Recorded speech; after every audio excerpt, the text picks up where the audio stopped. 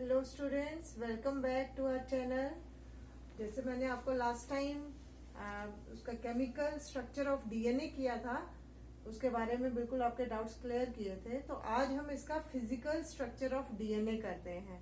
तो बच्चे, मैं आपको बार बार कह रही हूँ, अगर आप पिछले वाला वीडियो नहीं देखेंगे तो नेक्स्ट वीडियो आपको समझ नहीं आएगी। आज की वीडियो भी तब तक आपको समझ नहीं आएगी जब तक आप केमिकल कंपोजिशन ऑफ डीएनए नहीं सुन लेते। तो पहले वो सुनिए, फिर आज का लेक्चर आपको समझ आएगा। तो चलिए देखिए बच्चे, physical structure of DNA was proposed by Watson and Crick. Watson और क्रिक ने ये डीएनए का फिजिकल स्ट्रक्चर दिया था, प्रपोज किया था। लेकिन आपको सुन के हैरानी होगी कि वॉटसन एंड क्रिक ने कोई भी एक्सपेरिमेंट नहीं किया था। सिंपली जो एक्सपेरिमेंट्स, जो सपोजिशंस दूसरे साइंटिस्ट ने दी थी, उन सपोजिशंस को, उन एक्सपेरिमेंट्स को उन्होंने सिंपल वर्ड्स में एक्सप्रेस किया और हमें फिजिकल स्ट्रक्चर ऑफ डीएनए दे दिया। और अपने इसी फिजिकल स्ट्रक्चर के लिए, डीएनए के फिजिकल स्ट्रक्चर के लिए उनको नोबेल प्राइज भी मिला। 1953 में उन्होंने प्रपोज किया था फिजिकल स्ट्रक्चर ऑफ डीएनए, और 1962 में they received Nobel prize for this. Actually क्या था कि दो साइंटिस्ट थे, विल्किंस एंड फ्रैंकलिन, जिन्होंने एक्सरे क्रिस्टलोग्राफी किया। एक्सरे क्रिस्टलोग्राफी से उन्होंने क्या देखा कि जो शुगर और फॉस्फेट हैं वो डीएनए के स्ट्रक्चर में बैकबोन बनाते हैं। जैसे आपने लास्ट लेक्चर में ही देखा था कि शुगर और जो फॉस्फेट हैं वो बैकबोन बनाते हैं ऑफ द डीएनए। और जो बेसिस हैं, जैसे लास्ट लेक्चर में हमने कहा था purines and pyrimidines are the nitrogen bases, वो 90 डिग्री पे, इस बैकबोन की 90 डिग्री पे और अंदर की तरफ, डीएनए स्ट्रक्चर के अंदर की तरफ प्रेजेंट है। और डीएनए जो है वो एक हेलिकल स्ट्रक्चर पोजेस करता है, मतलब कॉइल्ड है लाइक अ स्प्रिंग। तो स्पाइरली कॉइल्ड स्ट्रक्चर पोजेस करता है। ये इरविन ने, ये विल्किंस और फ्रैंकलिन ने किससे वो फाइंड आउट किया था? एक्सरे क्रिस्टलोग्राफी से। लेकिन वो एक प्रॉपर कंक्लूजन तक नहीं पहुंच पाए थे, डीएनए का स्ट्रक्चर, प्रॉपर डीएनए का स्ट्रक्चर नहीं दे पाए थे। और one more thing which they found out was कि दो स्पाइरल्स में, डीएनए के जो दो स्पाइरल्स हैं उनमें 3.4 नैनोमीटर की पीरियोडिसिटी है। मतलब 3.4 नैनोमीटर की लेंथ के बाद स्पाइरल दोबारा से रिपीट करता है। ठीक है, तो ये था एक्सरे क्रिस्टलोग्राफी का आउटकम। और चरगाफ रूल्स दिए गए थे, इरविन चरगाफ ने दिया था ये रूल। उनके अकॉर्डिंग क्या था कि जो प्यूरिन्स हैं, जैसे हमने नाइट्रोजन बेसिस लास्ट टाइम किया था, तो दो तरह की नाइट्रोजन बेसिस होती हैं, प्यूरिन्स और पैरामिडीन्स। तो चरगाफ ने क्या फाइंड आउट किया कि अमाउंट ऑफ प्यूरिन्स जो था वो अमाउंट ऑफ पैरामिडीन्स के बराबर है। मतलब प्यूरिन्स की, जैसे मैंने आपको कहा था, दो तरह की हैं प्यूरिन्स, एडेनिन और ग्वानिन, और पैरामिडीन्स भी थायमीन और साइटोसिन, दो टाइप की हैं। तो टोटल प्यूरिन्स का नंबर जो था, अमाउंट जो था, वो पैरामिडीन्स के नंबर के बराबर था। या हम इसको इस तरह से भी बोल सकते हैं कि प्यूरिन्स की ratio to the pyrimidines is equal to 1। और दूसरा उन्होंने जो दिया वो क्या कहा, चरगाफ ने जो बताया कि शुगर और फॉस्फेट इक्वल प्रोपोर्शन में प्रेजेंट हैं। देखो, हमने कहा था कि शुगर और फॉस्फेट बैकबोन बनाते हैं डीएनए में। इसके हर एक स्ट्रैंड की, दो स्ट्रैंड्स हैं तो हर एक स्ट्रैंड की वो बैकबोन बनाएंगे। तो शुगर का अमाउंट और फॉस्फेट का अमाउंट इक्वल है, दोनों इक्वल अमाउंट में प्रेजेंट हैं।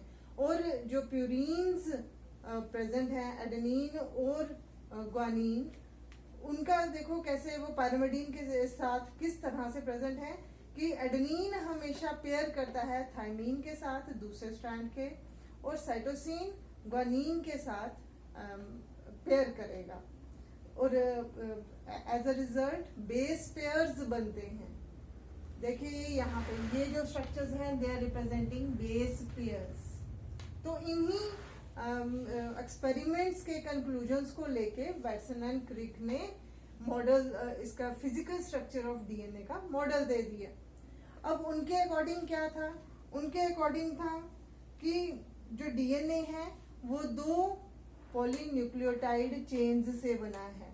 देखिए ये आपको ये हमने लास्ट टाइम भी बताया था और यहाँ पे एक्सरे क्रिस्टलोग्राफी से भी पता चल गया था कि 2 polynucleotide chains are present in the structure of DNA. ठीक है, यहाँ पे इस डायग्राम में देखेंगे तो these 2 represent the polynucleotide chains. और ये दोनों जो पॉलीन्यूक्लियोटाइड चेन्स हैं they are anti parallel to each other. देखिए अगर आप इनकी पोलैरिटी देखेंगे तो ये दोनों एक दूसरे के एंटी पैरेलल हैं। और एडेनिन के सामने हमेशा थाइमीन आएगी, मतलब एक प्यूरीन के सामने हमेशा पैरामिडीन आएगी और एक पैरामिडीन के सामने हमेशा प्यूरीन आएगी। तो इससे होता क्या है कि ये जो 2 बैकबोन्स हैं, 2 स्ट्रैंड्स हैं डीएनए के, वो इक्विडिस्टेंट रहते हैं, यूनिफॉर्मली इक्विडिस्टेंट रहते हैं। ऐसा नहीं है कि कहीं से डीएनए के अगर हम देखेंगे 2 स्ट्रैंड्स के बीच में कहीं डिस्टेंस कम है और कहीं पर ज्यादा है, ऐसा नहीं है।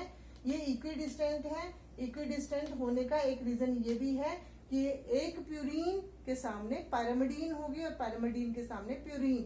जैसे ये एडेनिन आप जानते हैं प्यूरीन है, तो ये हमेशा पैरामिडीन थायमीन के सामने होगी। और साइटोसिन आप जानते हैं पैरामिडीन है, तो इसके सामने हमेशा प्यूरीन ग्वानिन होगी। ठीक है। और अच्छा, अब देखिए क्या है, ये जो डीएनए के ये जो 2 स्ट्रैंड्स हैं, जैसे ये जो लेडर लाइक स्ट्रक्चर यहाँ पे रिप्रेजेंट कर रहे हैं, तो हम एक्चुअली क्या है कि ये जो 2 स्ट्रैंड्स हैं ये ट्विस्टेड उसमें प्रेजेंट है, ट्विस्टेड शेप में प्रेजेंट है। हम कह सकते हैं कि जो डीएनए है वो एक ट्विस्टेड लेडर का शेप उसमें प्रेजेंट है।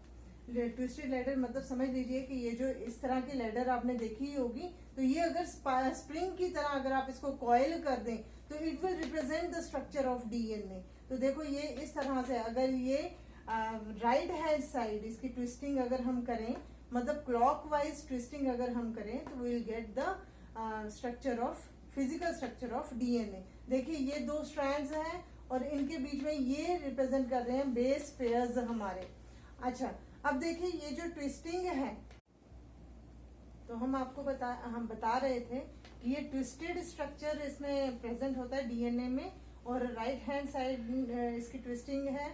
और अगर हम देखेंगे कि ये हमने कहा ये स्पाइरली कॉइल्ड है, ट्विस्टेड मतलब स्पाइरली कॉइल्ड है, हेलिकल स्ट्रक्चर है, तो ये कॉमन एक्सिस के अलोंग ट्विस्टेड है, एक कॉमन एक्सिस के सराउंडिंग ट्विस्ट करता है, या ये इसका स्पाइरली कॉइल्ड है।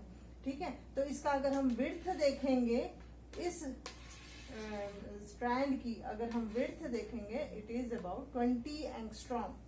ठीक है, और यहाँ पे अगर हम देखेंगे एक स्पाइरल डीएनए का जो दोनों स्ट्रैंड्स का एक स्पाइरल है, ये 2 तरह के ग्रूव्स को इंक्लूड करता है। 2 तरह के गड्ढे जैसा स्ट्रक्चर इनमें प्रेजेंट है। एक तो आ गया बड़ा गहरा सा गड्ढा है जिसको हम मेजर ग्रूव कहेंगे, और इसका अगर हम विड्थ देखेंगे it is about 22 angstrom in size. और एक छोटा सा ग्रूव है जिसको हम माइनर ग्रूव कहेंगे and it is 12 angstrom in size. अच्छा, एक स्पाइरल में 10 बेस पेयर्स आते हैं। एक स्पाइरल में ये देखिए ये जो लेडर, ये जो है वर्टिकल रंग्स जो हैं दे रिप्रेजेंट, ये सॉरी हॉरिजॉन्टल रंग्स जो हैं ये रिप्रेजेंट कर रहे हैं बेस पेयर्स को। तो एक स्पाइरल में 10 बेस पेयर्स आते हैं और ये इसका साइज कितना है, इसका साइज है 34 एंगस्ट्रॉम। ठीक है, तो मतलब देखिए एक स्पाइरल में 10 बेस पेयर्स हैं, 10 बेस पेयर्स का डिस्टेंस कितना है 34 angstrom. That means 2 base pairs के बीच में कितना डिस्टेंस होगा 3.4 एंगस्ट्रॉम का। ठीक है, अच्छा अब देखिए ये स्ट्रक्चर उन्होंने वैटसन एंड क्रिक ने प्रपोज किया था, और सिर्फ स्ट्रक्चर ही प्रपोज नहीं किया, उनको इस कंक्लूजन से, इस ऑब्जर्वेशन से, इन 2 साइंटिस्ट के के जो ऑब्जर्वेशंस थी, एक तो एक्सरे क्रिस्टलोग्राफी का और ये जो चारगाफ ने रूल्स दिए थे, इनसे उन्होंने एक बात और कंक्लूड की थी कि जो डीएनए है, डीएनए के 2 स्ट्रैंड्स जो है वो रेप्लिकेशन भी खुद ब खुद कर लेते हैं।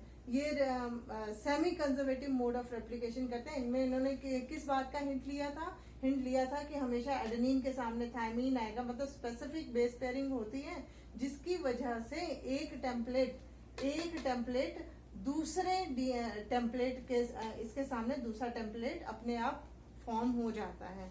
तो ये किस तरह से होगा ये हम देखेंगे नेक्स्ट लेक्चर में। तब तक थैंक यू।